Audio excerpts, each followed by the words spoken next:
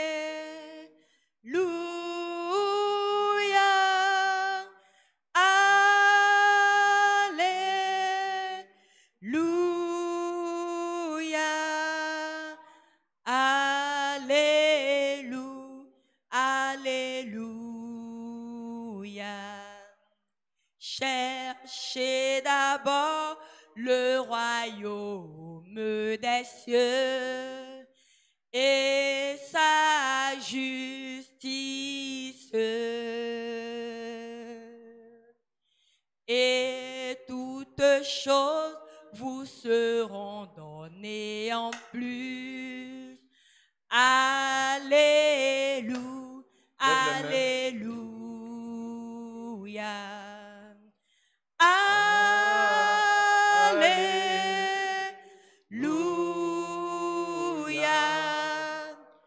Alléluia. Alléluia.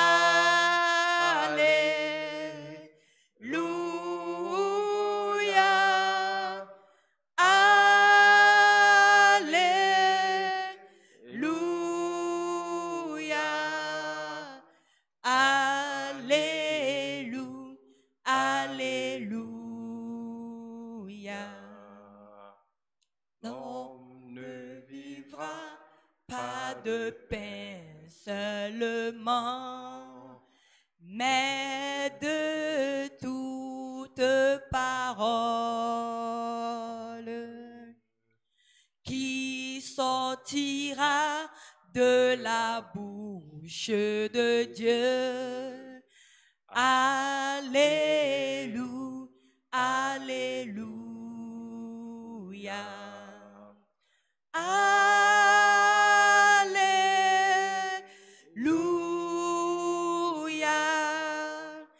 Alléluia.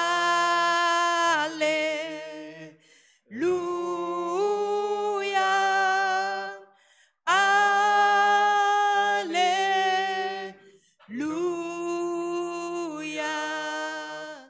Alléluia. Alléluia. Ouvre la bouche, remercie le Seigneur. Seigneur, ce soir, je veux une rencontre avec ta parole. Que ta parole soit une lampe à mes pieds, une lumière sur mon sentier. Ouvre la bouche et prie.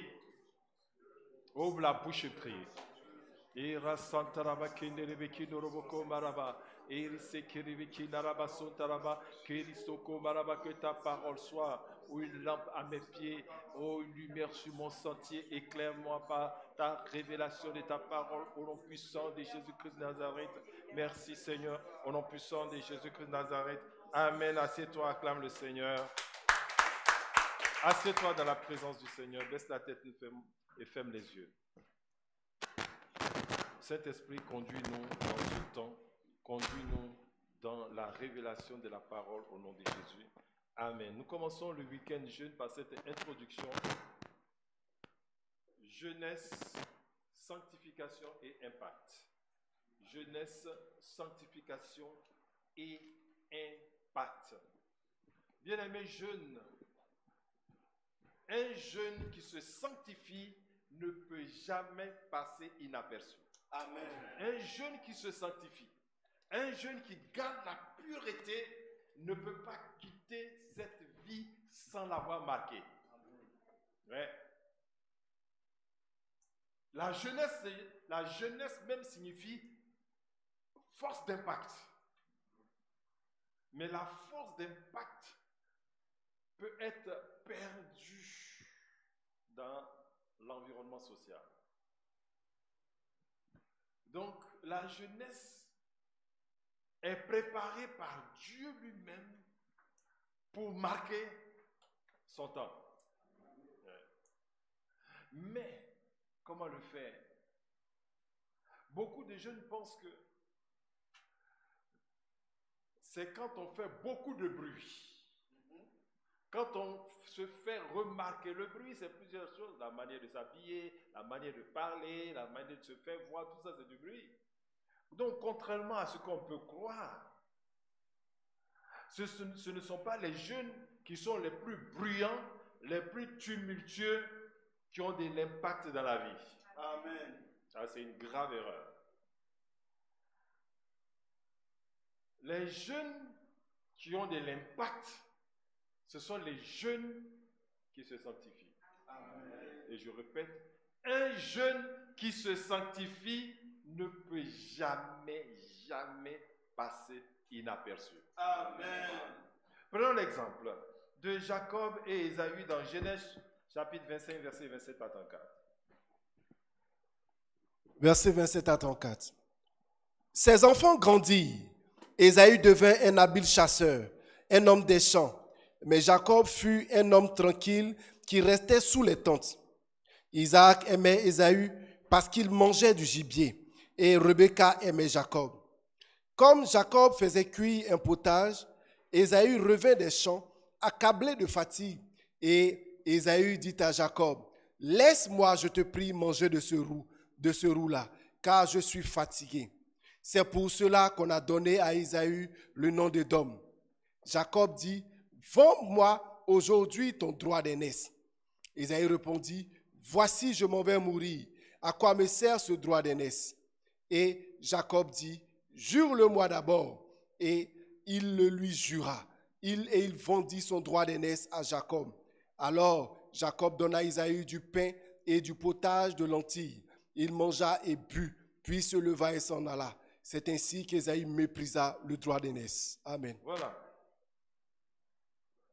Le verset 27 dit, « Ses enfants grandirent. » Il n'y a même pas de problème pour le moment. Ils grandirent. Là, on dit, Ésaü devint un habile chasseur, un homme des champs. Mais Jacob fut un homme tranquille qui restait sous les tentes.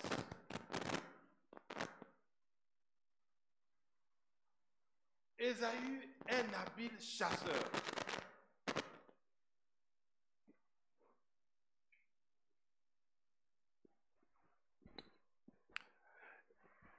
Ésaü était un habile chasseur, un homme des champs. Donc Ésaü, c'était un enfant qui faisait beaucoup de bruit.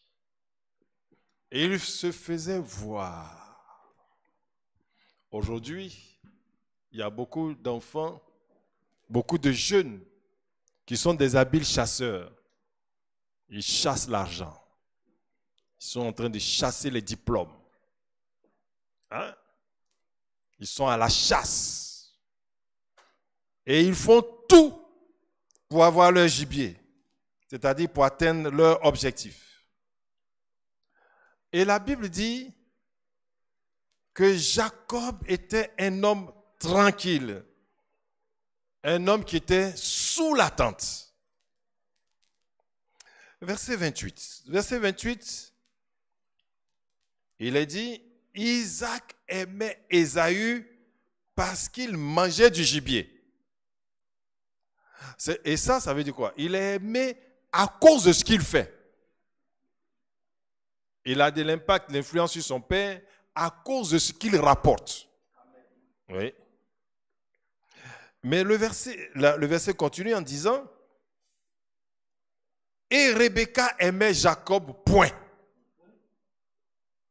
Rebecca aimait Jacob, point. Il n'y avait pas d'explication. Donc, Rebecca aimait Jacob par ce qu'il est. Amen. Et Isaac aimait Ésaü par ce qu'il fait. Donc, tu as le choix. Tu as le choix. être aimé par ce que tu es ou être aimé par ce que tu fais. Voici ces deux enfants. Le verset 29 à 34. Comme Jacob faisait cuire un potage, Ésaü revint des champs accablé de fatigue et Ésaü dit à Jacob, laisse-moi, je te prie, manger de ce roux-là, car je suis fatigué.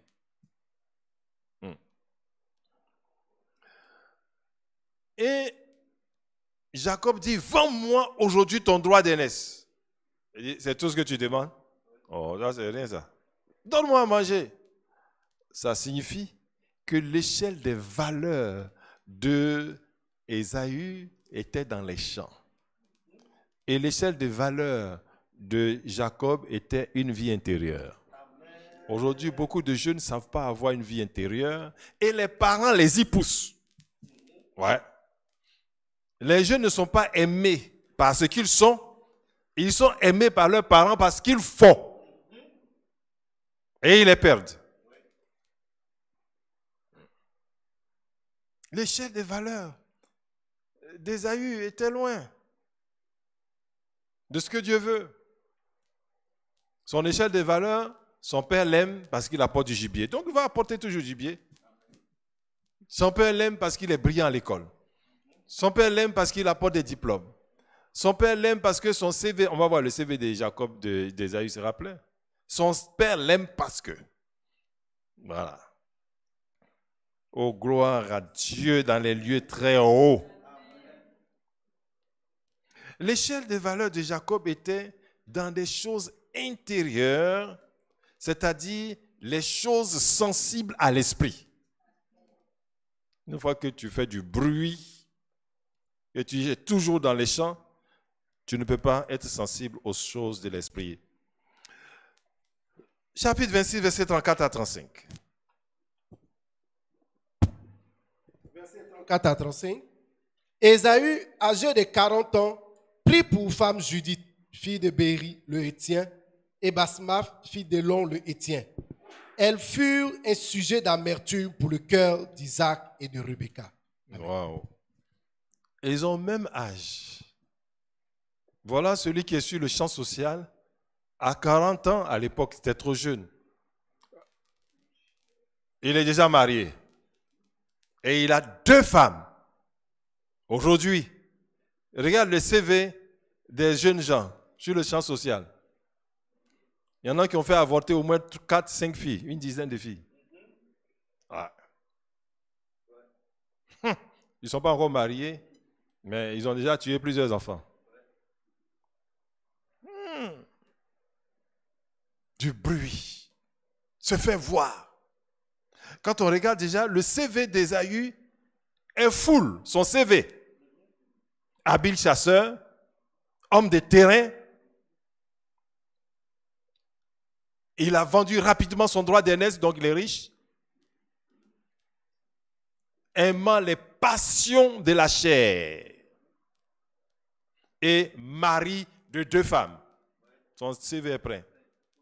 Alors que le CV de Jacob est vierge.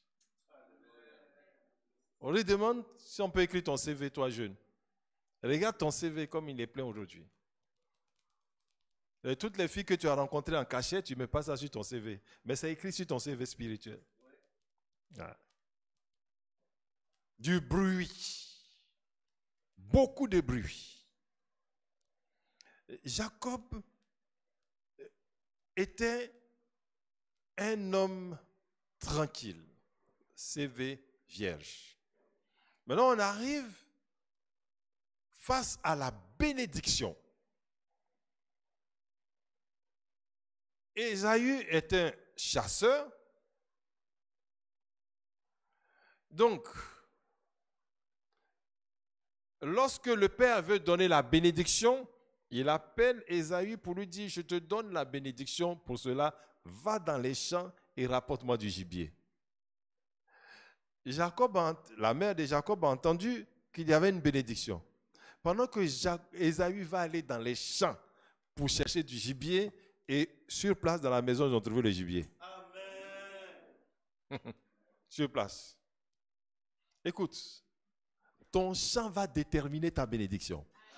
Le champ dans lequel tu cherches de l'impact, ça va déterminer ta bénédiction. Et on voit que Ésaü, malgré la bonne volonté de son père, va faire un fiasco. Prenons Genèse 28, versets 1 à 16.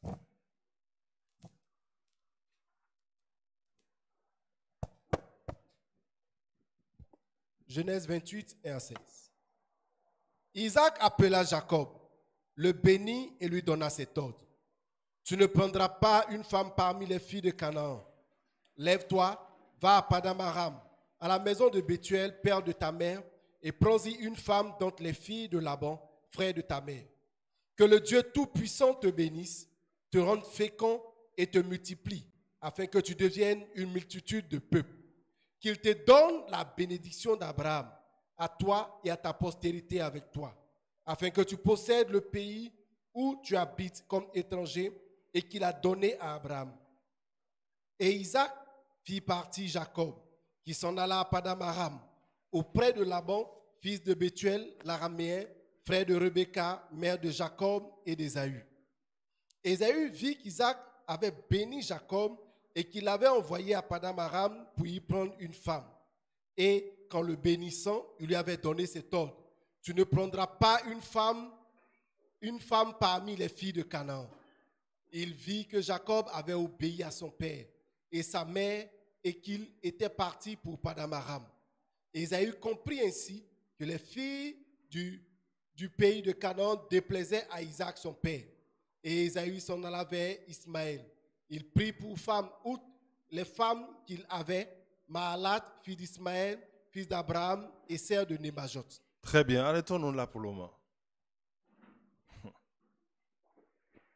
Ésaü a raté la bénédiction, pensant que c'est par la tromperie de son frère qu'il a raté la bénédiction. Non. La tromperie vient de son champ social. Ouais. Ça vient de ce qu'il a choisi, de ce qu'il a voulu faire en tant que jeune. Parce que il a vu que quand il s'agit de manger du gibier, eh bien, le cœur de son père était avec lui. Mais quand il s'agit de parler, de poursuivre la bénédiction d'Abraham, d'aller vers les choses surnaturelles pour avoir de l'impact, son père était d'accord avec sa mère pour choisir Jacob. Voilà. C'est ça. Bien-aimé, l'impact que tu vas avoir dans la société dépend de ton positionnement spirituel. Oui, beaucoup de jeunes aujourd'hui, comme Ésaü, ils sont dans le champ social. Et fais attention, une fois que tu donnes le maximum dans le champ social, tu loupes carrément le champ spirituel. Peu importe ce que tes parents vont te dire. Alléluia. Il faut prendre le champ spirituel pour influencer le champ social. Un enfant qui a intelligence avec la sagesse de Dieu, qu'il va à l'école.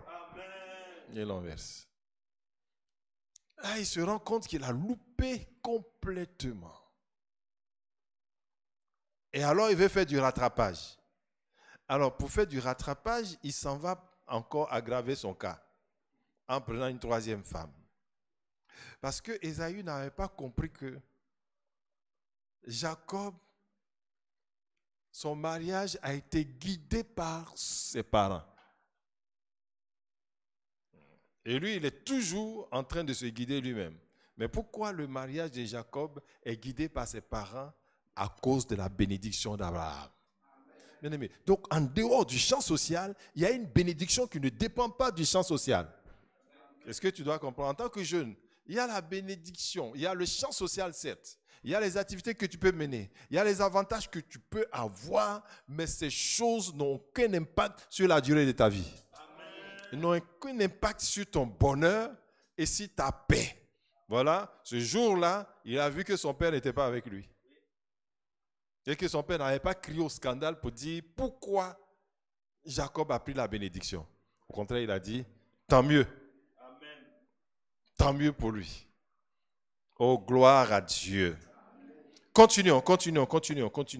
Verset 10. Jacob partit de Beersheba et s'en alla à Charan. Donc voilà, Jacob maintenant est instruit. Et il prend une autre direction. Ce n'est pas la direction des champs, ce n'est pas la direction pour aller chasser du gibier. Allons-y. Il arriva dans un lieu où il passa la nuit, car le soleil était couché.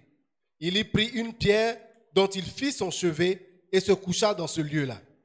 Il eut un songe, et voici une échelle était appuyée sur la terre, et son sommet touchait au ciel. Et voici, les anges de Dieu montaient et descendaient par cette échelle. Et voici l'Éternel se tenait au-dessus d'elle, et il dit, je suis l'Éternel, le Dieu d'Abraham, ton père et le Dieu d'Isaac. La terre sur laquelle tu es couché, je la donnerai à toi et à ta postérité. Ta postérité sera comme la poussière de la terre, et tu t'étendras à l'Occident et à l'Orient, au septentrion et au midi. Et toutes les familles de la terre seront bénies en toi et en ta postérité. Gloire à Dieu, on s'arrête là. Voilà l'enjeu de la vie. 2 enfants. Il y a un qui s'est investi dans le champ social. Et il a profité même du champ social, pendant que l'autre se retenait. Pendant que l'autre se retenait et patientait. Pendant que l'autre cherchait les mystères de la vie.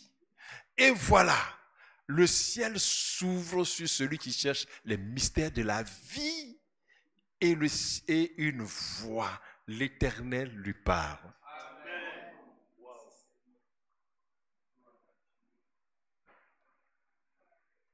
Ésaü n'a pas eu ça.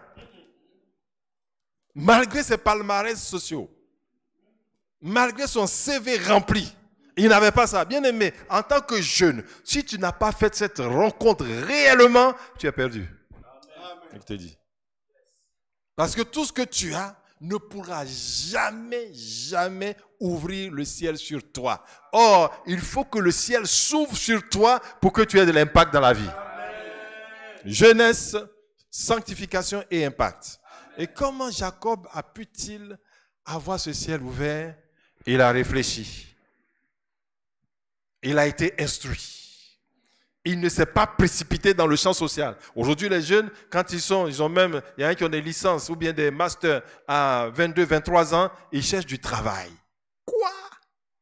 Du travail 24 ans. Mais toi, tu es un Ésaü. Tu es complètement perdu. Tu n'as pas encore fini l'instruction. Le ciel n'est pas encore ouvert sur toi. Tu dois chercher en premier lieu que le ciel s'ouvre sur toi. Oh, gloire à Dieu. Et quand le ciel s'ouvre, il entend une voix pour dire, je serai avec toi. Il y a des jeunes qui est avec toi. C'est la question, qui marche avec toi? Je serai avec toi partout où tu iras. Ce n'est pas dans le ciel. Il sera avec lui sur la terre. Il faut qu'il soit avec toi. Allons-y. Et quand il lui parle, c'est un livre ouvert. Et Jacob qui pensait qu'il partait à l'aventure, il fait une rencontre. En fait, il ne va pas à l'aventure. Il est rentré dans un programme surnaturel. Bien-aimé, jeune, il faut que tu rentres dans un programme surnaturel pour avoir de l'impact sur la terre. Et ça dépend maintenant de la manière dont tu règles tes pas. Continuons. Voici, je suis avec toi. Je te garderai partout où tu iras. Et je te ramènerai dans ce pays. Car je ne t'abandonnerai point que je n'ai exécuté ce que je te dis. Tu as vu? Il y a quelque chose qui doit s'exécuter sur ta vie. Donc, c'est planifié déjà, toi jeune. Les choses sont déjà planifiées. Planifié pour toi, il y a un plan qui doit s'exécuter. Pour cela, ça dépend de ton comportement. Si tu ne sais pas qu'il y a un plan qui doit s'exécuter sur toi et que tu vas dans les champs comme Ésaü pour te réaliser, même si tes parents t'encouragent, tu es perdu. Ouais. Tu es perdu complètement. C'est pour ne pas te perdre que tu entends ce message. Ah. Au moment où tu cherches des diplômes à droite et à gauche pour te réaliser, le ciel s'ouvre te dit, il y a un plan qui est préconçu qui doit se réaliser sur ta vie.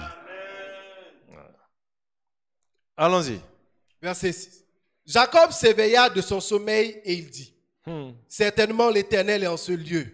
Et moi, je ne le savais pas. Tu vois, on dit Jacob se réveilla de son sommeil. Bien aimé, c'est une autre façon de parler. Oui. Il se réveilla de son sommeil. Ce n'est pas un sommeil. C'est quand il était sous les tentes là qu'il dormait. C'est maintenant que ses yeux s'ouvrent. Quand tu entends Dieu, tu le vois. Voilà. C'est maintenant que ce qu'il a vu là, c'est ça la réalité. Alléluia. Donc il se réveille de son sommeil. C'est un sommeil spirituel. Maintenant ses yeux sont ouverts. Allons-y. Il eut peur et dit que ce lieu est redoutable. C'est ici la maison de Dieu. C'est ici la porte des cieux. Et Jacob se leva de bon matin. Il prit la pierre dont il avait fait son chevet. Il la dressa pour monument et il versa de l'huile sur son sommet. Il donna à ce lieu le nom de Bethel. Le lieu de Bethel. Mais la ville s'appelait autrefois Luz. Alléluia, gloire à Dieu. Pendant que jeune, c'est maintenant que tu cherches tes sujets de prière. Seigneur, je vais faire ceci, Seigneur, je vais faire ceci. Non. Lui, quand il se réveille, ses sujets de prière sont déjà formulés par Dieu. Et il sait comment prier parce qu'il sait ce que Dieu veut réaliser dans sa vie. Il sait comment prier parce qu'il connaît le plan de Dieu sur sa vie. Ta prière doit être orientée par le plan de Dieu sur ta vie. Continue. Verset 20.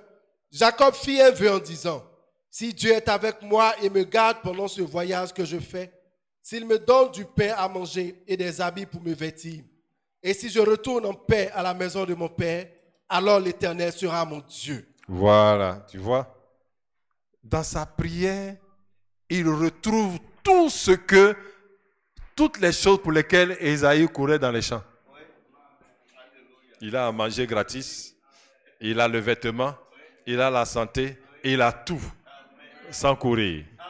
Alléluia. Continue et termine. Verset 22. Cette pierre que j'ai dressée pour monument sera la maison de Dieu et je te donnerai la dîme de tout ce que tu me donneras. Voilà. Amen. Donc, bien-aimé, tu vois, il faut avoir de l'impact dans ta jeunesse. Parce que la jeunesse est un positionnement spirituel pour avoir de l'impact dans la vie. Et donc, si tu veux avoir de l'impact, ne te précipite pas dans le champ social comme Ésaü. Ésaü allait très loin. Il allait rapporter des gibiers. Aujourd'hui, les gibiers sont le Canada. Et puis quoi encore? Les États-Unis. Ça, ce sont des gibiers, ça. Quoi encore? Paris. Ils veulent tous aller là-bas. Et il y en a même qui meurent en chemin. Et ils continuent d'aller. Alors que tu peux avoir de l'impact tranquillement étant sous ta tente. Amen. Gloire à Dieu. Un autre exemple. Donc, je reprends. Ce ne sont pas les jeunes qui sont bruyants qui ont de l'impact dans la vie. Pas les jeunes qui sont brillants. Et un jeune qui se sanctifie, qui est pur, ne passe pas inaperçu. C'est ce qui est dit. Prenons l'exemple de Dina, la fille de Jacob, dans Genèse 34, 1 à 15. Genèse 34, verset 1 à 15. Dina, la fille que Léa avait enfantée à Jacob, sortit pour voir les filles du pays. Elle fut aperçue de Shichem, fils de Hamor, prince du pays. Il l'enleva, coucha avec elle et la déshonora. Voilà. Son cœur s'attacha à Dina. Très bien. Voici une fille de l'Alliance. Elle est avec ses parents. Et ils sont en transit, en pèlerinage sur ses parents. Et ils sont arrivés sur une terre étrangère. Dina a sa maman et puis les servantes. Mais lorsqu'elle arrive, elle se sent jeune. Elle se dit qu'il faut qu'elle aille s'associer aux filles du pays. Bien-aimés, nous ne sommes pas pareils. Nous avons les mêmes âges, nous ne sommes pas pareils. Et elle s'en va s'associer. Elle s'en va aussi dans le champ social. Elle s'en va se chercher. Elle a cherché le bruit. Elle veut les jeunes de sa génération, de son âge. Parce que les jeunes là sont les parents seulement. C'est les femmes. Il y a des enfants, nous on n'a pas d'enfants, on s'en va. Dès qu'elle est sortie, elle a été arrêtée et violée. Voilà. Violée. Violée. Gracieusement. Et après l'avoir violée, il veut l'épouser. Oh, gloire à Dieu. Il veut l'épouser. Continuons. Et Shichem dit à Hamor, son père, donne-moi cette jeune fille pour femme. Jacob apprit qu'il avait déshonoré Dina, sa fille. Mais tu vois, pour lui, c'est normal. Violer une fille, bon, ça fait partie de sa tradition. Et aujourd'hui, il y a beaucoup de jeunes violeurs. Ça fait partie de leur, comment on dit ça, de leur style, de leur mode de vie. C'est parce que les jeunes filles se taisent, elles se font violer par les jeunes gens. Tu vas voir, Dina a été violée. En même temps qu'elle a été violée, sa virginité a été violée, son mariage a été ôté. Ouais. Reste à ta place. Amen. Reste là où tu dois être. Dina aurait pu être aussi une mère en Israël. Elle aurait pu. Reste tranquille avec tes tantes, avec ta mère, avec les femmes qui sont plus âgées que toi. Tu es en sécurité. Amen. Parce que tu es une fille de l'Alliance. Donc, tu dis, la vie de tes parents, c'est démodé. Mais tu as vu aussi la vie de la jeunesse, le champ social. Ce sont tous des chasseurs comme Ésaü. Donc, quand Dina est arrivée, ils ont dit, mais quelle biche. Ils ont tiré sur elle tout de suite. Et ils n'ont pas raté. Oh, gloire à Dieu. Amen. Qui est un Dieu sage et qui oriente la jeunesse vers la sagesse. Continuons. Et comme ses fils étaient au champ avec son troupeau, Jacob garda le silence jusqu'à leur retour. Hamor, père de Shichem, se rendit auprès de Jacob pour lui parler. Et les fils de Jacob revenaient des champs lorsqu'ils apprirent la chose. Ces hommes furent irrités et se mirent dans une grande colère parce que Shichem avait commis une infamie en Israël en couchant avec la fille de Jacob, ce qui n'aurait pas pu se faire. Voilà, donc, ne laisse pas ta vie être l'objet d'une infamie. Tu es une fille respectable. Ne te promène pas avec des jeunes non respectables. Hein? Des jeunes qui sont sur le champ social, qui sont à la chasse des gibiers, comme Ésaü. Ésaü a combien de femmes? Il a eu 3 femmes finalement. Combien de jeunes comptent leur palmarès par les filles avec lesquelles ils sortent? Hein? Ils sortent avec beaucoup de filles et c'est leur palmarès, c'est un gibier. Donc j'ai tué une antilope, j'ai tué une biche, j'ai tué même des lions, j'ai tué ceci. Et souvent ces mauvais garçons se disent les filles sages, chrétiennes. C'est ça l'objet. Ouais. Et elles passent par des filles bruyantes pour t'entraîner. Quand une fille est sage, et est très sage, sa copine risque d'être une fille très bruyante.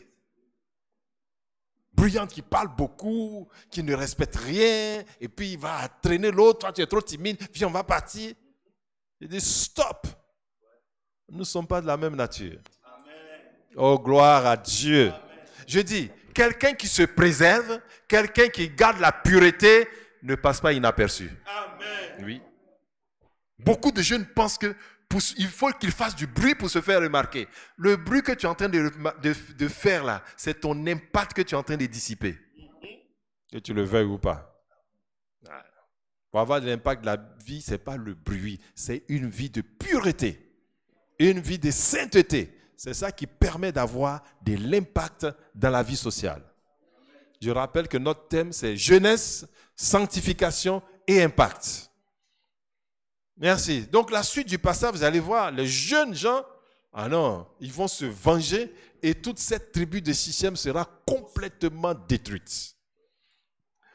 Prenez un autre exemple dans 1 Samuel chapitre 2, versets 21 à 30.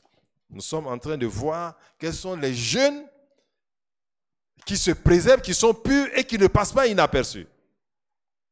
1 Samuel 2 à partir du verset 21. Lorsque l'Éternel eut visité Anne, elle devint enceinte et enfanta 3 fils et 2 filles. Et le plus jeune Samuel grandissait auprès de l'Éternel. Élie était fort âgé et il apprit comment ses fils agissaient à l'égard de tout Israël. Il apprit aussi qu'il couchait avec les femmes qui s'assemblaient à l'entrée de la tente d'assignation. Il leur dit, « Pourquoi faites-vous de telles choses? Car j'apprends de tout le peuple vos mauvaises actions. Non, mes enfants, ce que j'entends dire n'est pas bon. Vous faites pécher le peuple de l'Éternel. Si un homme pêche contre un autre homme, Dieu le jugera.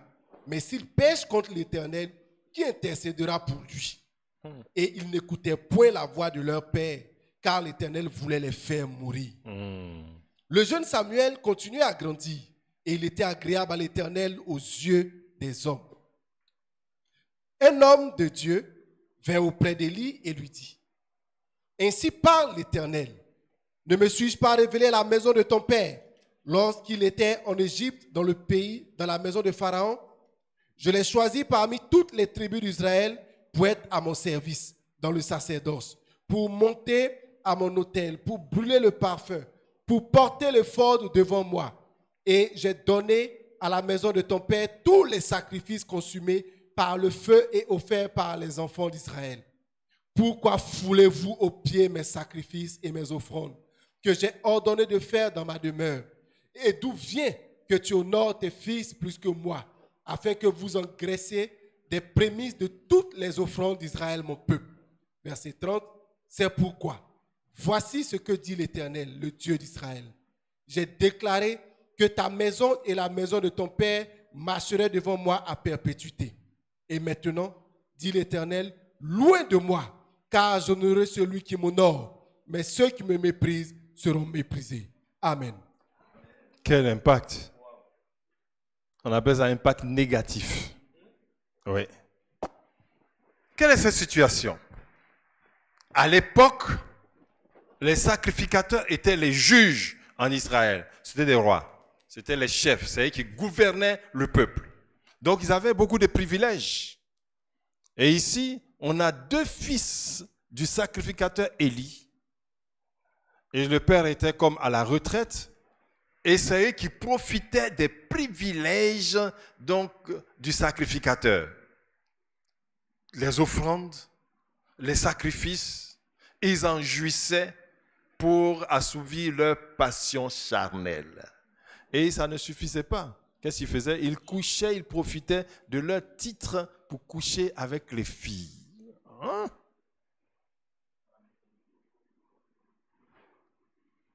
Arrogance.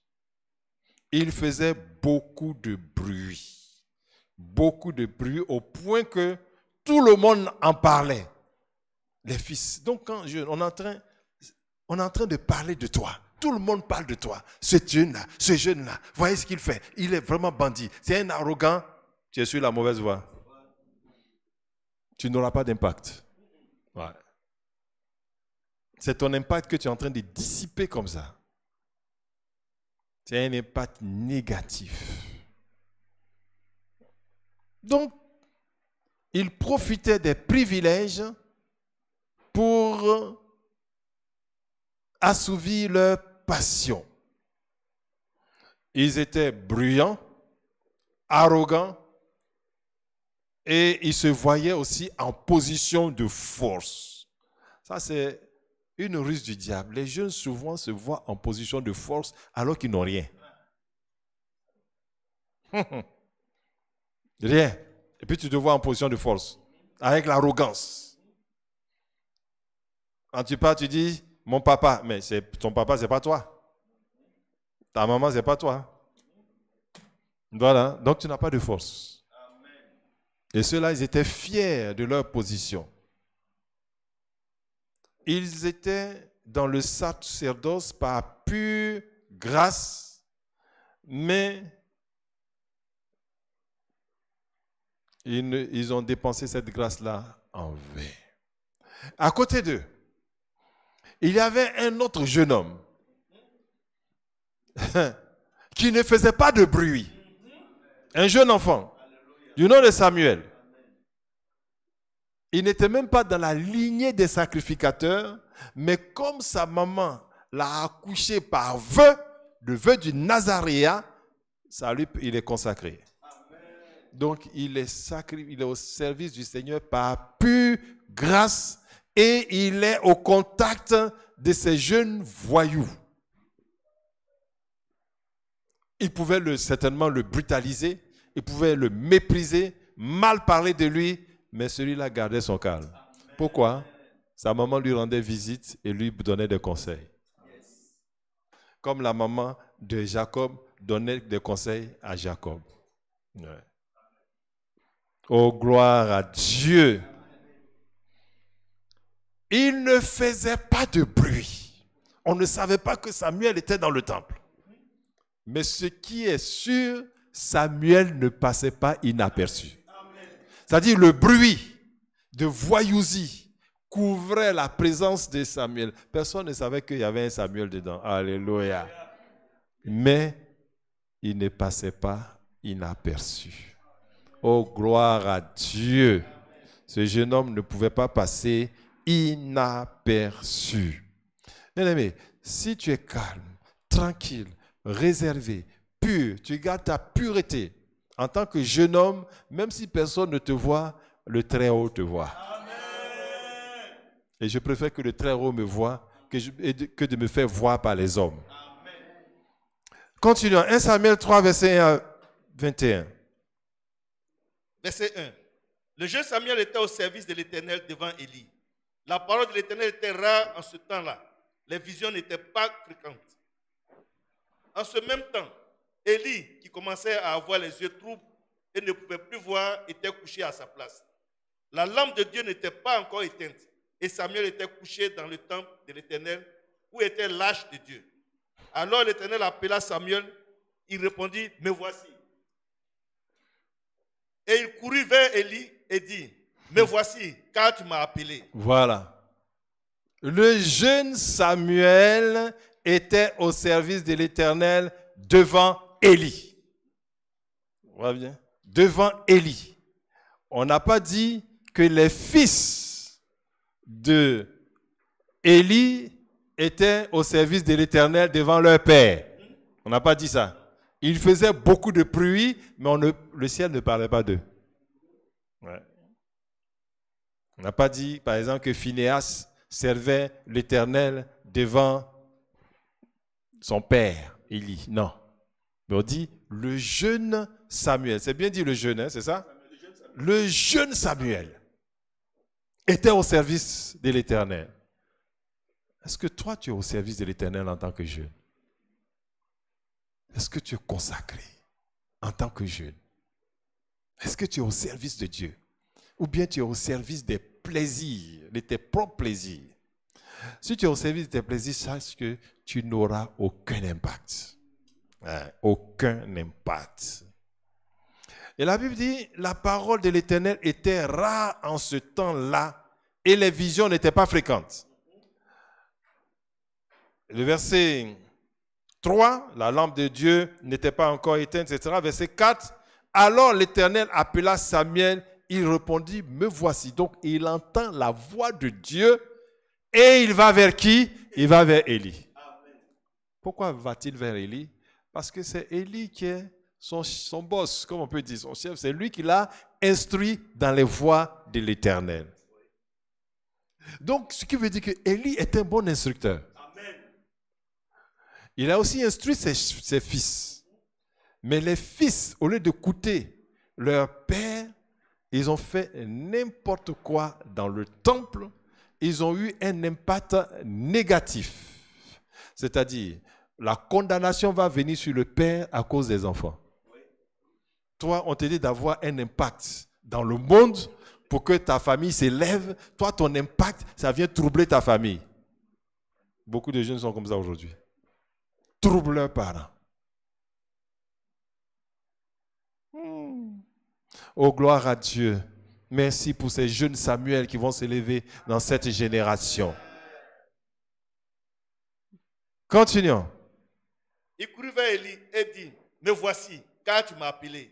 Élie répondit, je n'ai point appelé. Je ne t'ai pas appelé. Continue. Retourne te coucher, et il alla se coucher. L'Éternel appela de nouveau Samuel.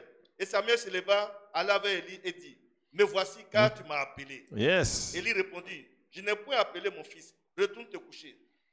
Samuel ne connaissait pas encore l'Éternel. Écoute, Dieu veut parler. Élie est là, Samuel est là. On appelle Samuel, Samuel ne comprend rien. Mais pourquoi Dieu ne parle pas à Élie? Bien-aimé, quand le regard de Dieu est sur toi, il est exclusivement sur toi. Amen. Ouais. Les jeunes, les enfants d'Élie ont souillé leur père. Donc, il était impropre à l'usage de Dieu. Voilà. Bien-aimé, tu es un jeune, tu ne dois pas souiller ta famille.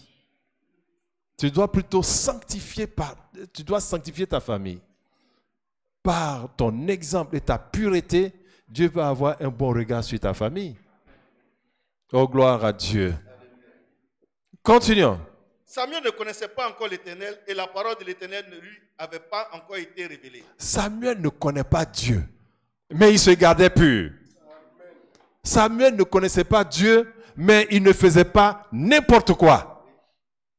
Alors, le regard de Dieu est sur toi, même si tu ne le connais pas. Amen. Le regard de Dieu sera sur toi, même si tu ne le connais pas, parce que tu gardes tes sentiers purs. Allons-y. L'Éternel appela de nouveau Samuel pour la troisième fois. Et Samuel se leva, alla vers Élie et dit, me voici car tu m'as appelé. Élie comprit que c'était l'Éternel qui appelait l'enfant. Et dit à Samuel, va, couche-toi, et si l'on t'appelle, tu diras, parle Éternel, car ton serviteur écoute. Voilà. Et Parce Samuel que alla se coucher à sa place. la parole était rare. Dieu ne parlait plus parce qu'il ne trouvait pas d'instruments purs. Or, aujourd'hui, dans cette jeunesse, Dieu cherche des instruments purs. Amen. Il en cherche, mais il n'en trouve pas. Ouais. Je te dis pourquoi il n'en trouve pas. On va voir. Pourquoi il n'en trouve pas? Parce que tu es dans le modèle du monde. Or, celui qui aime le monde est un ennemi de Dieu. Tu es dans le modèle du monde. Donc, quand on se garde pur, le Très-Haut s'intéresse à toi. Amen. Oh, gloire à Dieu. Quand tu te gardes pur, je dis, tu ne passes pas inaperçu. Même si les hommes ne te voient pas, le Très-Haut te voit. Te voit. Oh, gloire à Dieu. Continuons. L'Éternel vint et se présenta et il l'appela comme les autres fois, Samuel, Samuel. Et Samuel répondit, parle car ton serviteur écoute. Alors l'Éternel Qu'a-t-il fait? Il n'a fait que répéter ce que Élie lui a dit. Mais si Élie sait ça, pourquoi Dieu ne va pas parler à Élie? À cause de ses enfants. Tu vois? À cause de ses enfants.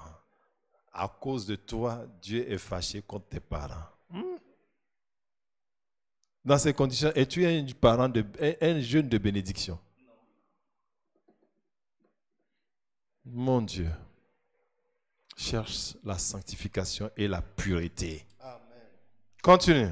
Alors l'Éternel dit à Samuel, voici, je vais faire en Israël une chose qui étourdira les oreilles de quiconque l'entendra. En ce jour, j'accomplirai sur Élie tout ce que j'ai prononcé contre sa maison. Je commencerai et j'achèverai.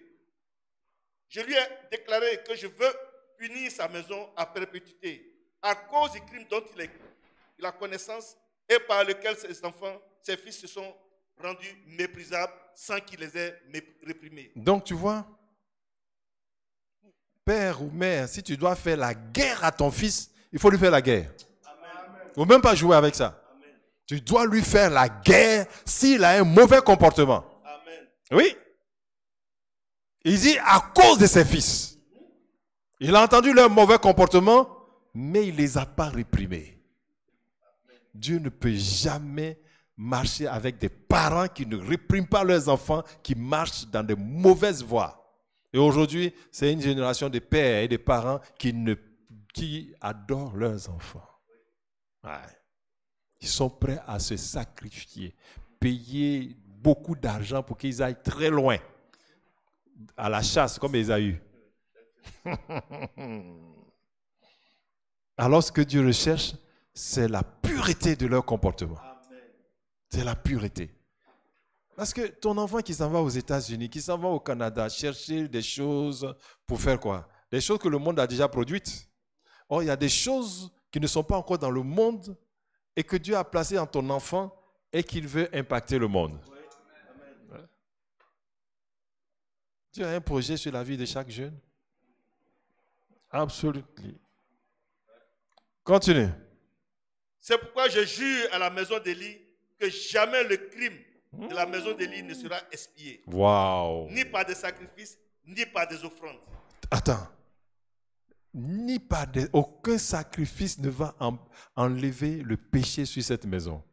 Attends, ça c'est quoi? Mais s'il meurt, ça va en enfer direct. Il n'y a pas de prière, il n'y a pas de jeûne, il n'y a rien. Bien aimé, que cela ne nous arrive pas. Amen. Écoutons la voix de l'Éternel pour marcher dans la pureté. Continue. Samuel resta couché jusqu'au matin, puis il ouvrit les portes de la maison de l'Éternel. Ce jour-là, la vie de Samuel et d'Élie ont été quoi? Séparés. Oh, quelle puissance! La puissance de Dieu est capable de te séparer. C'est-à-dire de te mettre à part. De te mettre à part. Pourquoi? Parce que, qu'est-ce qu'il a fait? Il ne connaissait pas grand-chose, mais il se conservait pur. Il se conservait pur. Tout simplement. Continuons. Samuel craignait de raconter la vision à Élie. Mais Élie appela Samuel et dit, Samuel, mon fils. Il répondit, me voici. Et Élie dit, quelle est la parole que t'a adressée l'Éternel? Voilà, entre les deux, maintenant, qui est devenu le papa? Ah oui, c'est pas Samuel mon fils, Samuel mon père. Dis-moi, qu'est-ce que Dieu... C'est toi qui disais des choses de Dieu à Samuel, maintenant c'est inversé. Oh mon Dieu. Les pères aussi, vous devez garder votre pureté. Oui, vous devez garder votre pureté. Continuons. Ne me cache rien. Que Dieu te traite dans toute sa rigueur si tu me caches quelque chose de tout ce qu'il t'a dit. Samuel lui raconta tout sans rien lui cacher. Et Élie dit, c'est l'Éternel qui fasse ce qu'il sera bon. C'est l'Éternel qui fasse ce qui lui semblera bon. Samuel grandissait, l'Éternel était avec lui et il ne laissa tomber à terre aucune des paroles de l'Éternel. Tout Israël, depuis Dan jusqu'à Beersheba, reconnut que Samuel était établi prophète de l'Éternel. L'Éternel continuait à apparaître dans Shilo, car l'Éternel se révélait à Samuel dans Shilo par la parole de l'Éternel. La vie de Samuel a changé. Samuel grandissait. Verset 18, le vieux Élie dit, c'est l'Éternel, il n'a qu'à faire ce qu'il veut. Tu vois, quand il dit ça, ça aurait pu affecter le jeune Samuel. Ça dit pourquoi le papa dit ça? Donc la parole de Dieu n'est pas importante. Mais non, ça lui a donné encore de l'assurance. Il dit, qu'est-ce qu'il faisait? Il ne laissait pas tomber les paroles de Dieu. Il ne laissa tomber à terre aucune de ses paroles. Aucune. Aucune. Bien-aimé, ton problème, ce n'est pas tes parents. Non. Ton problème, ce n'est pas la société. Ton problème, c'est en relation avec la parole de Dieu. Et on voit à partir du verset 20 l'impact. Dis-moi le verset 20. Tout Israël, depuis Dan jusqu'à Beersheba, reconnut que Samuel était établi prophète de l'Éternel. Voilà. A-t-il voyagé pour dire qu'il est prophète? Non. On dit les jeunes parcourent. Ils font leur propre campagne de prophétie. Des ministères prophétiques font leur campagne. Oh, gloire à Dieu. La parole de Dieu, la révélation de la parole de Dieu parle pour toi. Amen. Et tout Israël. Donc son impact est parti sur tout Israël. Samuel a été un jeune d'impact. Amen. Pourquoi? Il s'est sanctifié et il a gardé la parole de Dieu et il a eu l'impact sur tout Israël. Tout Israël. Gloire à Dieu. Nous continuons toujours dans les exemples. Et notre problématique est que, contrairement à ce que vous croyez, ce ne sont pas les jeunes bruyants qui ont de l'impact dans la société. Ce ne sont pas les bruyants. Ceux qui font le bruit, qui se font remarquer, ce ne sont pas ceux-là qui ont un impact. Prenons l'exemple de David dans 1 Samuel 16, versets 4 à 19. 1 Samuel 16, 4 à 19. Samuel fit ce que l'Éternel avait dit, et il alla à Bethléem. Les anciens de la ville accoururent effrayés au-devant de lui et dirent, « Ton arrivée annonce-t-elle quelque chose d'heureux ?» Il répondit, « Oui, je viens pour offrir un sacrifice à l'Éternel. Sanctifiez-vous et venez avec moi au sacrifice. » Il fit aussi sanctifier Isaïe et ses fils, et il les invita au sacrifice. Lorsqu'ils entraient, il se dit, en voyant Éliab, « Certainement loin de l'Éternel est ici devant lui. » Et l'Éternel dit à Samuel, « Ne prends point garde à son apparence et à la hauteur de sa taille, car je l'ai rejeté. » Très bien. Très bien. Samuel arrive à Bethléem et il dit, « Le Seigneur va vous visiter. » C'est le Seigneur qui vous visite. « Sanctifiez-vous. Sanctifiez-vous. » Et il se sanctifie et il sanctifie les fils d'Isaïe. Par les sacrifices. Parce que Dieu veut faire quelque chose. Dieu ne peut jamais agir dans ta vie sans sanctification. Et lorsqu'ils se sont sanctifiés, il fait passer les enfants d'Ésaïe devant lui. Allons-y. Qui vient le premier? Lorsqu'ils entraient, verset 6. Verset 6. Lorsqu'ils entraient, il se dit en voyant Éliab, « Certainement loin de l'Éternel est ici devant lui. » Alléluia. Donc, lorsqu'il a vu le premier fils, Éliab, le prophète a dit, voici l'homme d'impact. Il a déjà de l'impact. Par quoi? Par son apparence. Allons-y. Et l'Éternel dit à Samuel, « Ne prends point garde à son apparence et à la hauteur de sa taille, car je l'ai rejeté. » Fini. Il est rejeté. Bien-aimé jeune, aujourd'hui, pour avoir de l'impact, vous vous faites remarquer. Vous vous faites remarquer par toutes sortes de choses. Quand on voit un jeune qui est garçon, on ne sait pas si c'est une jeune fille ou bien c'est un garçon, parce que tous les deux se tressent. Tout ça, ça peut faire quoi? Se faire remarquer. Des cheveux en désordre. Des pantalons, on ne sait même pas si c'est un pantalon ou bien si c'est une bande qu'on a attachée. Quoi?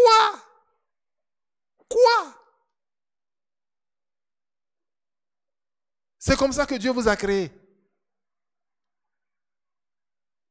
Vous travaillez votre apparence pour faire du bruit. Le bruit, c'est de faire le malin, c'est être gonflé.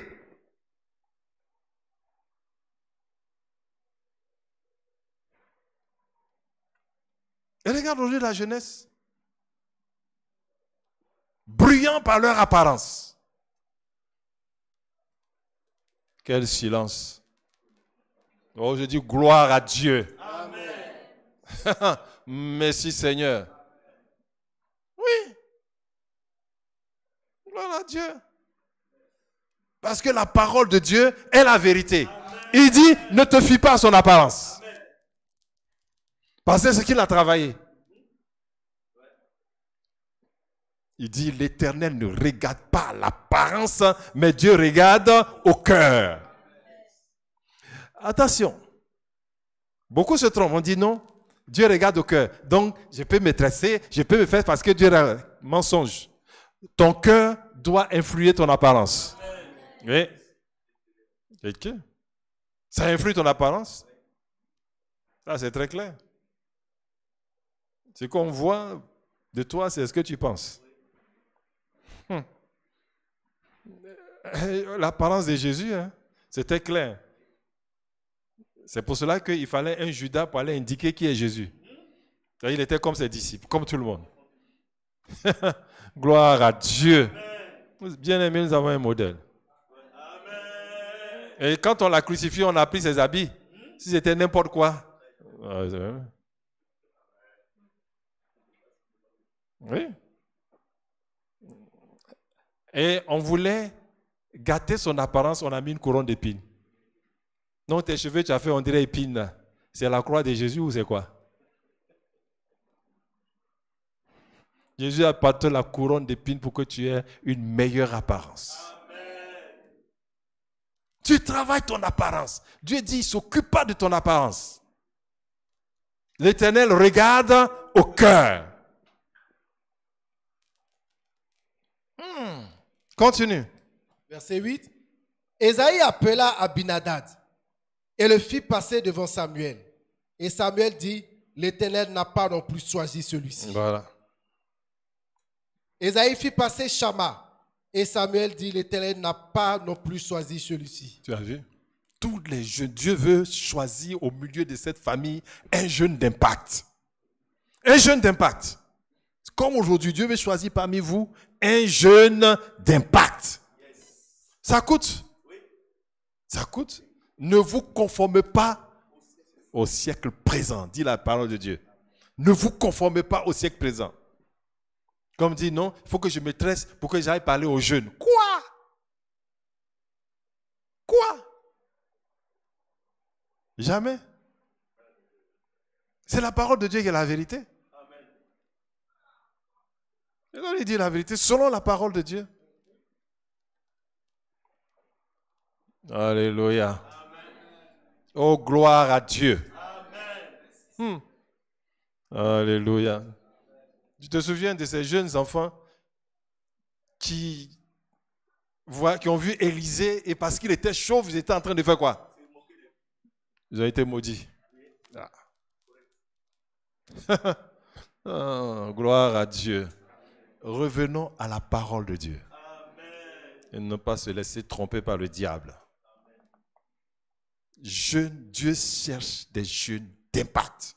Tu vois, tous ces gens qui sont passés devant lui, devant Samuel, il n'a pas trouvé un seul jeune d'impact. Continue. Verset 9. Ésaïe fit passer Shama. Et Samuel dit, l'Éternel n'a pas non plus choisi celui-ci. Voilà. Ésaïe fit passer ses 7 fils devant Samuel. Et Samuel dit à Ésaïe, l'Éternel n'a choisi aucun d'eux. Bien-aimé, c'est une parole pour la Côte d'Ivoire. C'est comme si on met tous les jeunes de cette nation en rang. Et Dieu va choisir un jeune d'impact. Tu passes, il dit, passe là. Passe là. Passe. Il n'a choisi aucun. Mais pourquoi? Parce que les jeunes sont comme Ésaü, ils sont dans le champ social, en train de courir derrière les gibiers des diplômes, les gibiers des plaisirs de toutes sortes. Ce ne sont plus des jeunes d'intérieur. Seuls les jeunes d'intérieur pourront marquer leur génération. Allons-y. Verset 11. Puis Samuel dit à Isaïe, sont-ce là tous tes fils? Sont-ce là tous tes fils? Attends, c'est tous les enfants, c'est tous les jeunes de la Côte d'Ivoire qui sont là? L'Éternel a choisi aucun d'eux. Tous ceux qui sont à Abidjan là, on est passé par Abidjan, zéro. Chaque enfant d'Isaïe, c'est comme une ville. La capitale, c'est qui? Eliab, zéro. Après toutes les préfectures, les régions, zéro. Aucune région. Il dit, mais c'est toute la Côte d'Ivoire, ça? Continue. Et il répondit, il reste encore le plus jeune. Alléluia.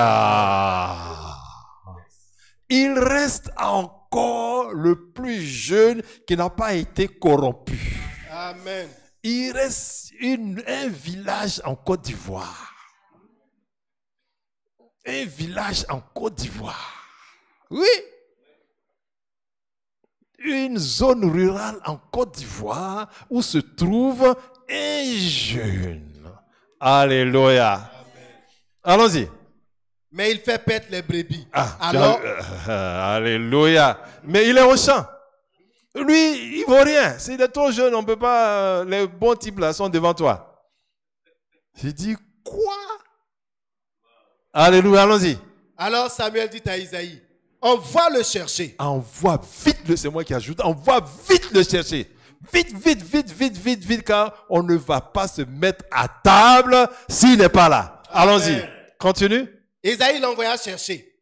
Or, il était blond avec de beaux yeux et une belle figure. Alléluia. Dieu a déjà arrangé son apparence. Amen. Bien-aimé, Dieu a déjà arrangé ton apparence.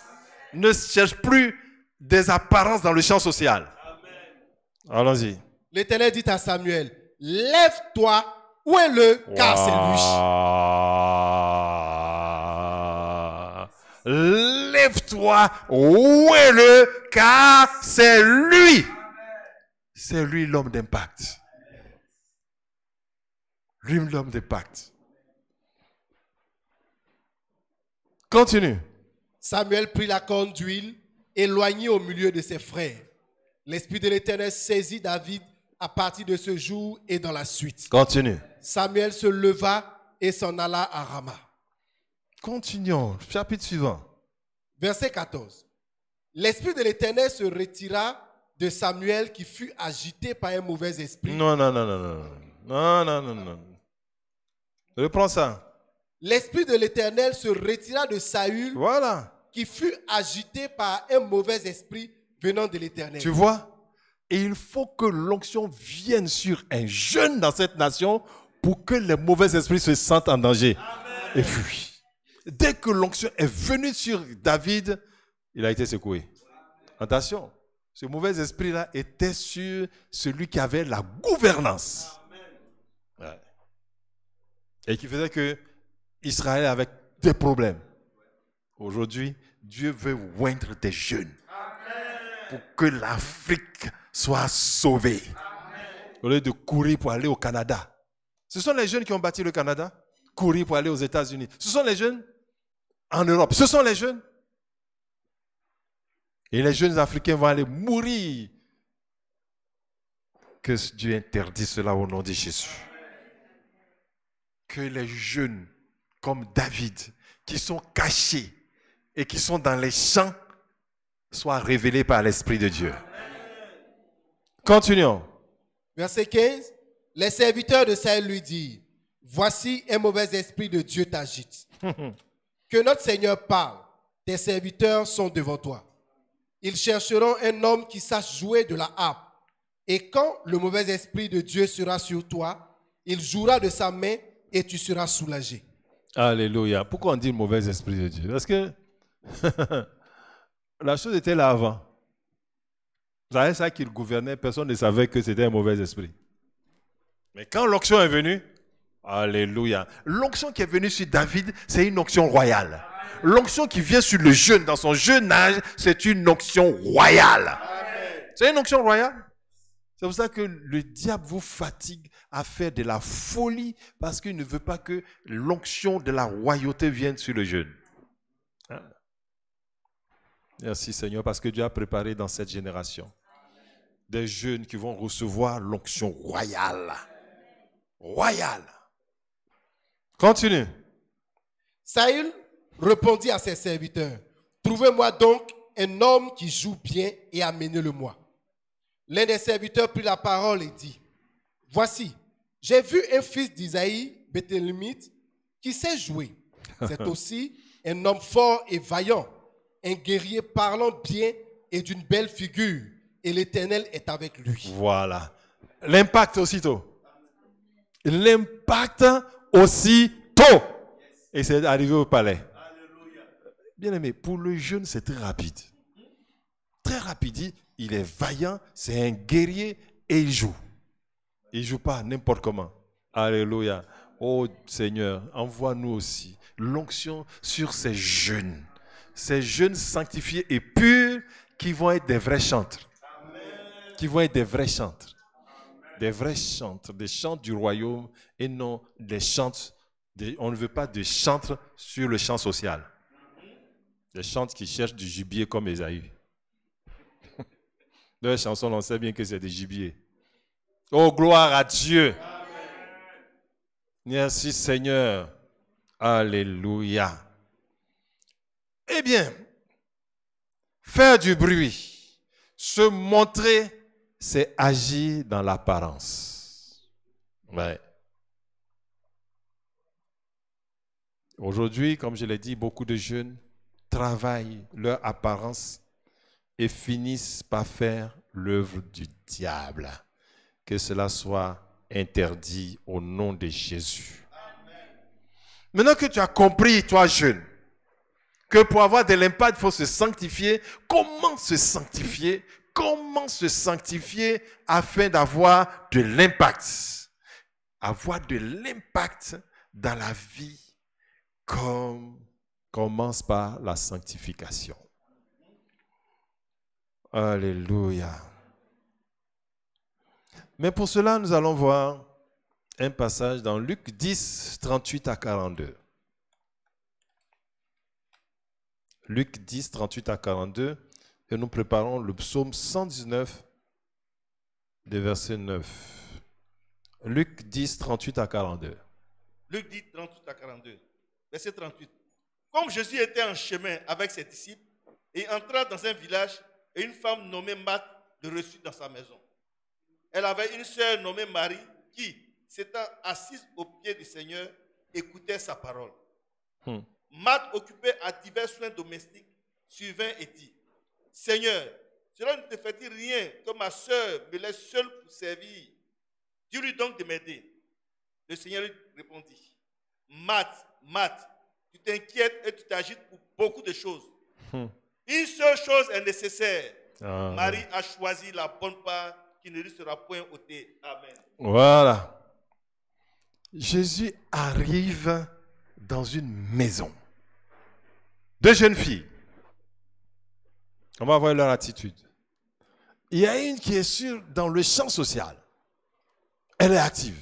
Elle est active. Elle est active. Elle s'active quoi? Préparer la nourriture, servir bien, en tout cas faire bon visage, montrer que tout va bien, faire beaucoup d'activités, etc., etc. Et l'une est assise au pied du maître, écoutant la parole. Si on regarde dans le champ social, c'est une fille paresseuse, inutile, négligente, non instruite, mal éduquée. Comment? Un étranger arrive et tu ne t'actives pas pour le servir. Et elle vient l'agresser pour dire: hey, Jésus, ma fille, ma soeur doit venir dans le champ social avec moi pour le service. C'est à toi de l'encourager dans ce sens. Dis stop. Stop. Cesse de dire des choses insensées. Tu te fatigues et tu t'inquiètes pour... Mais une seule chose suffit. Une seule chose qui permet de rester tranquille. Une seule chose qui permet d'avoir de l'impact. Et cette chose qui permet d'avoir de l'impact, c'est la parole de Dieu. Amen. La parole de Dieu. Amen. Et le roi David qu'on a vu, qui a eu de l'impact dans sa jeunesse et qui continue d'avoir de l'impact encore aujourd'hui, grâce à Jésus-Christ, nous donne le secret de cet impact dans la jeunesse. Psaume 119, verset 9. Psaume 119, verset 9. Comment le jeune homme rendra-t-il pur son sentier? C'est une question importante. Comment alors, pour avoir de l'impact, il faut être un jeune pur. Voilà. On a dit un jeune qui est pur, un jeune qui se sanctifie, ne passe pas inaperçu. Et c'est ce jeune qui a de l'impact. Alors David nous demande alors, comment le jeûne va-t-il rendre son sentier pur? Et j'ajoute, pour avoir de l'impact. Allons-y. En se dirigeant d'après ta parole. Wow. Attends, ça c'est le plus grand secret de la vie. Dirige-toi d'après quoi? La parole. Et non d'après le champ social. Et non d'après la mode. Et non d'après ce qui est en vogue. Ce qui est chanté par tout le monde. Ce qui est ovationné par tout le monde. En se dirigeant d'après ta parole. Et nous allons remonter. Prenons le verset 105. Comment se diriger? Psaume 119, verset 105. Ta parole est une lampe à mes pieds et une lumière sur mon sentier. Écoute, ta parole est une lampe à mes pieds. Ce qui veut dire que j'ai cette parole constamment avec moi. Et lorsque je pose mon pas, je dois dire, est-ce que le pas que je pose est en accord avec la parole de Dieu? Quand je pose le pas vers mes amis qui m'amènent au bistrot pour aller boire de la bière, de n'importe quoi, est-ce que ce pas-là est en accord avec la parole de Dieu? Si ce n'est pas en accord, qu'est-ce que je fais? Demi-tour. Il a ça constamment à ses pieds et il allume. Comment allume-t-il cette lampe? Par la connaissance de la parole de Dieu. Il est écrit. Une fois que tu dis il est écrit, la lampe est allumée. Amen. Oui. Le diable est venu vers Jésus, il a dit transforme ces pierres en pain. Il a dit il est écrit. Quand il a dit il est écrit, ça a été éclairé et le diable a laissé la chose. Donc chaque fois que tu dois poser ta barre, tu dois dire il est écrit. Il est écrit. Il est écrit. Donc nous allons remonter du verset 105 jusqu'au verset 97. Donc, après le 105, regardons le 104. Psaume 119, toujours. Psaume 119, verset 104. Par tes ordonnances, je deviens intelligent. Ah. Aussi, je hais toute voix de mensonge. Tu vois, le verset 104, il dit, par tes ordonnances, je deviens intelligent. Donc, je suis intelligent par ce que Dieu ordonne dans ma vie.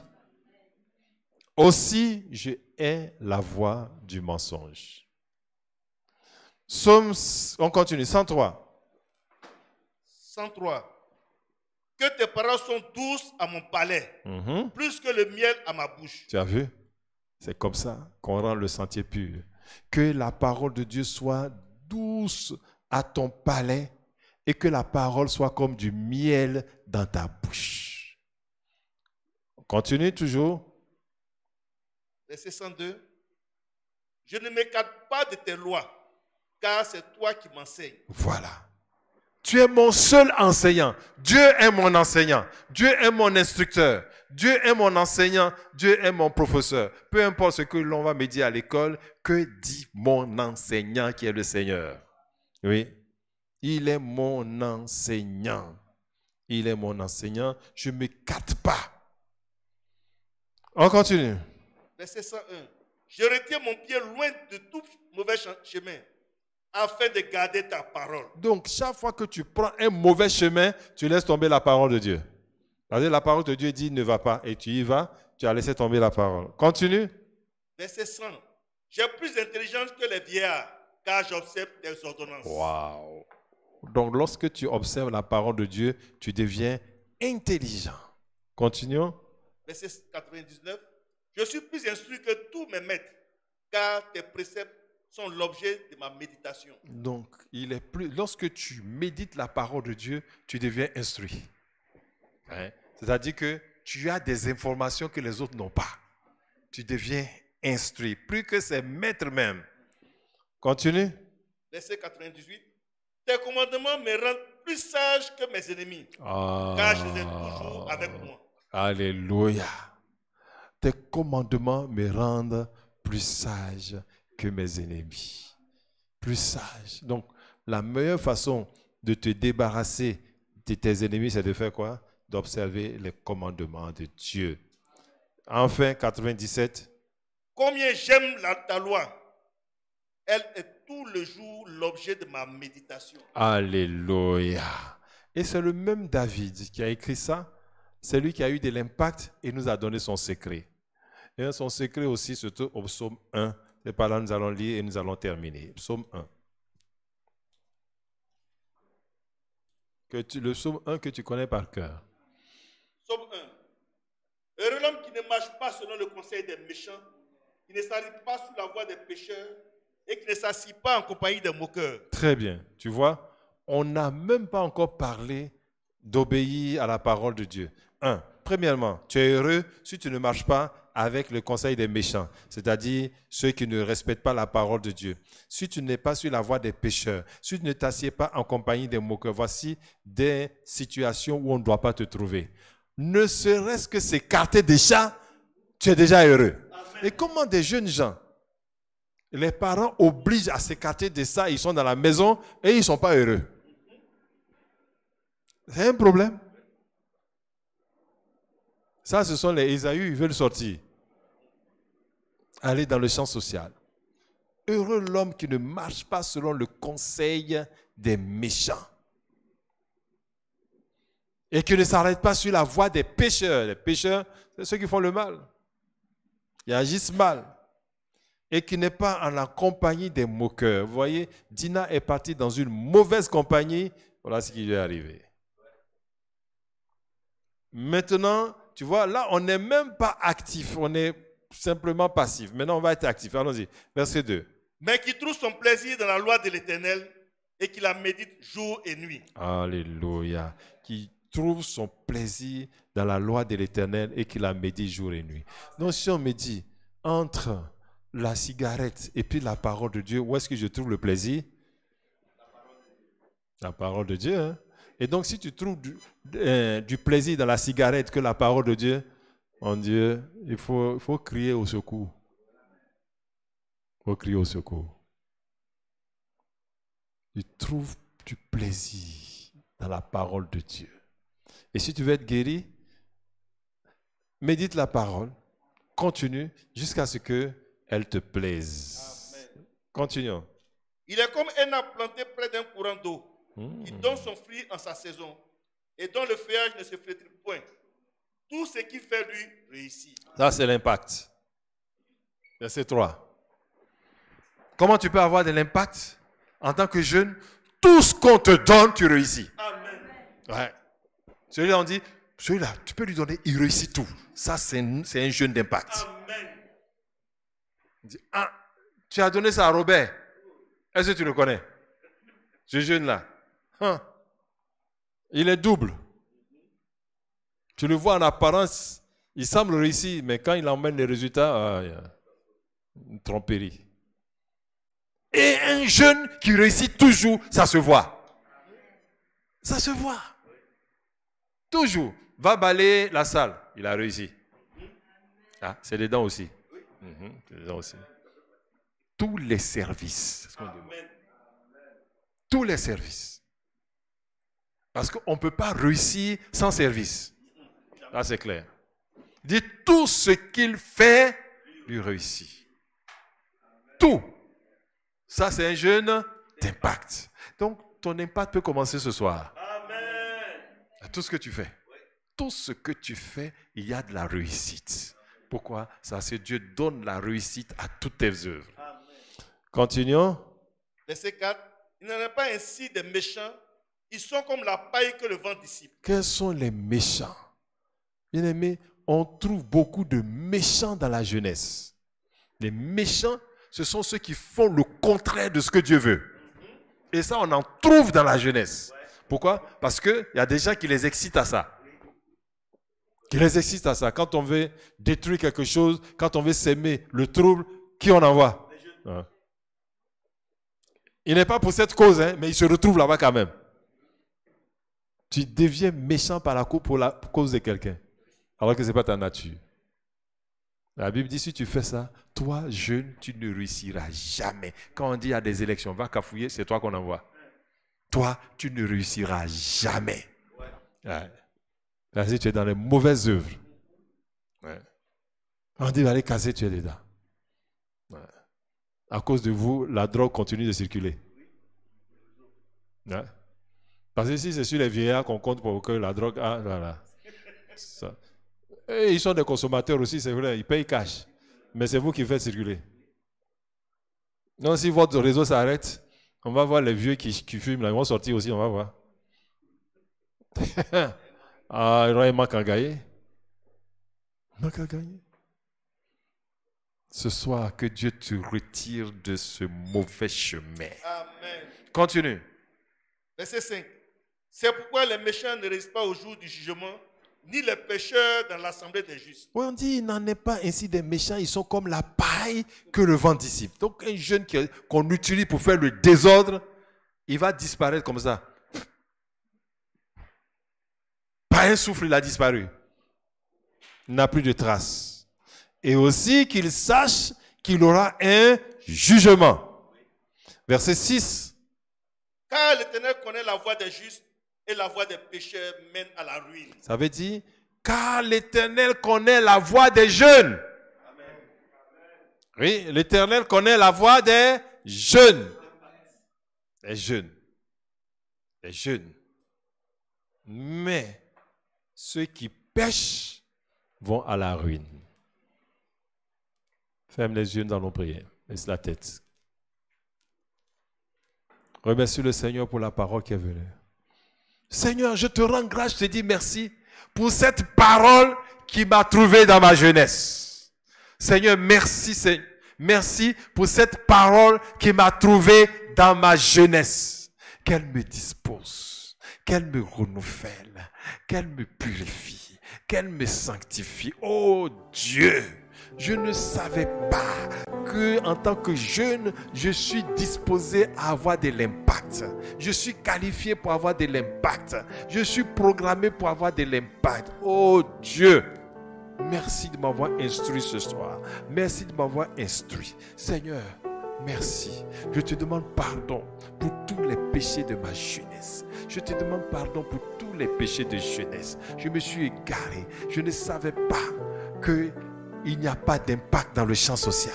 Je ne savais pas qu'il n'y avait pas d'impact dans l'apparence. Mais aujourd'hui, je veux me désolidariser de ce mouvement. Je vais quitter la mauvaise voie et je veux me positionner sur la ligne d'une jeunesse sanctifiée et d'impact. Si c'est ça ton cas, lève-toi droit sur tes pieds, nous allons prier. Dépêche-toi. Ferme les yeux, nous allons prier. Je veux être un jeune d'impact. Je veux être un jeune d'impact par ta parole. Je veux être un jeune d'impact. Je veux être un jeune d'impact. Avance vers moi, nous allons prier. Comme ça, je vois que c'est le premier engagement. C'est un engagement. Dépêche-toi. Avance vers moi. Avance vers l'autel de Dieu. Toi qui es debout, avance. Je ne comprends pas français. Viens devant. Ne se lève pas devant Dieu en désordre. Ferme les yeux et baisse la tête, tu vas prier. Tu es jeune. Si tu veux que Dieu te fasse grâce, mets-toi à genoux. Nous allons prier. Partout où tu es, si tu nous écoutes sur le net, mets-toi à genoux là où tu te trouves. Mettez-vous à genoux, j'ai dit. Laisse la tête et prie. Seigneur, sanctifie ma jeunesse, prie. Seigneur, sanctifie-moi. Sanctifie-moi par ton sang. Sanctifie ma jeunesse aujourd'hui. Par ton sang, lave-moi de tout péché, de toute iniquité. Sanctifie-moi, ô Dieu. Je plaide coupable devant le trône de la grâce. Pardonne-moi les péchés de jeunesse. Délivre-moi de la folie de la jeunesse. Ouvre la bouche et prie. Prie. Parle à Jésus. Merci de ce que ce soir tu me rattrapes à ta parole. Merci de ce que tu me rattrapes à ta parole. Aujourd'hui, Seigneur, que cette parole-là me sanctifie. Qu'elle me sanctifie. Qu'elle me restaure. Qu'elle me repositionne sur la ligne de pureté. Oh Dieu, repositionne-moi sur la ligne de pureté. Je ne veux pas perdre ma jeunesse. Je veux que ma jeunesse marque ma génération. Je veux être un jeune d'impact. Oh Dieu, que ta parole trouve sa place en mon cœur. Que ta parole trouve sa place dans ma pensée. Que ta parole trouve sa place dans mon système. Que ta parole me contrôle. Oh, fais-moi aimer ta parole. Donne-moi la grâce de l'amour de ta parole. Donne-moi la force d'obéir à ta parole. Donne-moi la force, Seigneur, de la mettre en pratique. Ouvre la bouche et prie.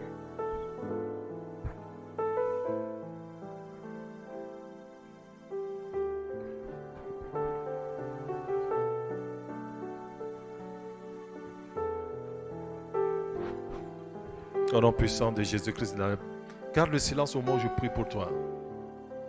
Mets ta main sur ton cœur, toi aussi qui es sur le net, mets ta main sur ton cœur, nous allons prier. Le voleur ne vient que pour voler, détruire et égorger. Mais moi, je suis venu afin que mes brebis aient la vie et qu'elles soient dans l'abondance. Dans le nom de Jésus, tout voleur, humain ou spirituel, qui est venu s'emparer de la jeunesse de tes bien-aimés est paralysé par le sang de Jésus. Ces jeunes leur échappent au nom de Jésus-Christ de Nazareth. Merci, parce que tu remets leur pensée dans le bon sens. Leur intelligence est transformée, est renouvelée par ta parole. Merci. Que ta main de grâce soit sur eux. Que ta main de grâce soit sur eux. Ta main de faveur. Ta main de restauration. Qu'à partir d'aujourd'hui, ils soient lavés, purs devant ta face. Et que chacun d'entre eux prenne sa trajectoire. Comme Jacob, la trajectoire, a pris sa trajectoire et son nom a été changé en Israël. Seigneur, je prie que le ciel s'ouvre sur leur vie. Au nom de Jésus-Christ de Nazareth, afin que tu te révèles à eux et que leur vie ne soit plus jamais la même. Au nom de Jésus, amen. Ouvre la bouche et remercie le Seigneur et va à ta place tranquillement. Va à ta place, ouvre la bouche, remercie le Seigneur et préparons-nous à l'adoration.